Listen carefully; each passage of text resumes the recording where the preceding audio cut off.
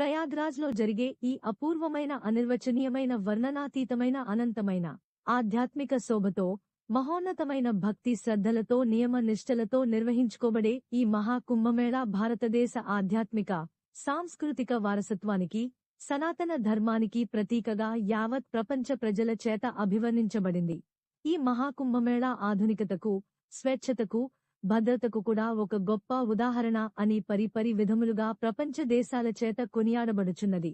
మన దేశంలో ప్రవహిస్తున్న పరమ పవిత్రమైన గంగా, యమున, సరస్వతీ నదులు కలిసే త్రివేణి సంగమం అత్యంత పుణ్య ప్రదేశమై భాసిల్లుతుంది. ఈ పవిత్ర త్రివేణి సంగమంలో స్నానం ఆచరిస్తే తమ చేత తెలిసో తెలియకనో చేయబడిన పాపాలను కడిగేస్తుందని, ఆత్మను శుద్ధం చేసి తమను పునీతులను చేస్తుందని, మోక్షము లభిస్తుందని భక్తుల నమ్మకం. అందుకే కుంభమేళా సమయంలో భక్తులు అతి పెద్ద సంఖ్యలో హాజరై గంగమ్మ తల్లికి పూజలు చేసి